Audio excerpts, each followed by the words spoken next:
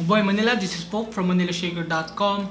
OPPO is positioning the A94 as a mobile gaming and video-centric device that is more affordable and offers great specs. It is expected to launch on March 26, but before we get to that date, here's our hands-on review of this device.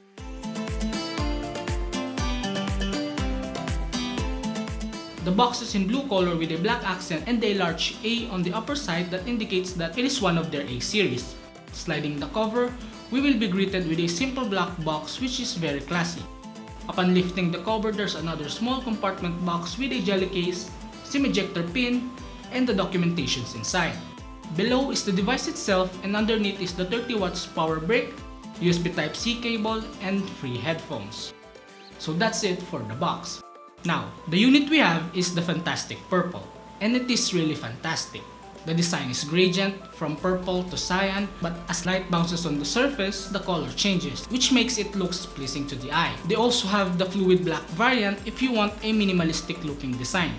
The texture is metallic glossy, which attracts a lot of fingerprint magnets, but the build is plastic. The camera module is in rectangular shape, which houses a 48 megapixel quad camera, and below it looks like there's a fifth camera, but it only has an AI text, which is a bit gimmicky, but I love the aesthetic.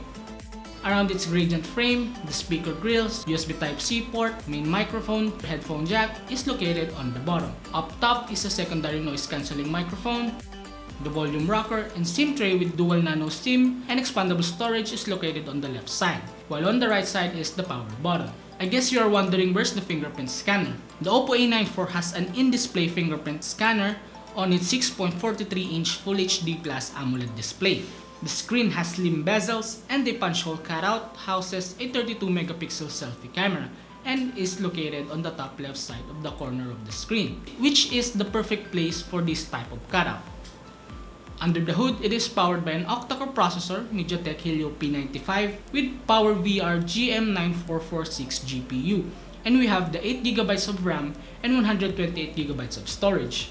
There's no G on its name, but the chipset has a MediaTek Hyper Engine gaming technology for better and faster frame rates and smoother gameplay, super capture for its camera, and APU 2.0 for increased AI processing. But we will see the benchmarks and performance later on in our full review. So don't forget to subscribe and ring the bell so you will be notified.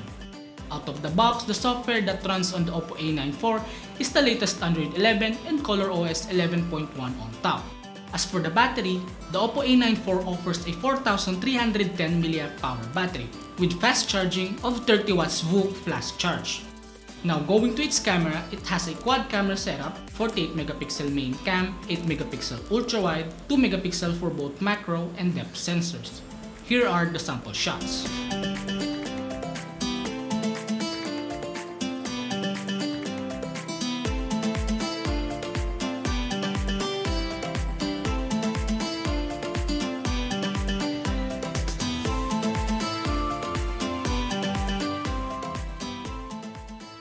So now that you've seen the specs and some sample shots of the new OPPO A94, stay tuned as we will deep dive into its capability, especially on its camera and gaming performance. So don't forget to hit the subscribe button, hit the bell icon so you won't miss any updates, and visit our website ManilaShaker.com for more tech news, reviews, and comparison of the latest devices.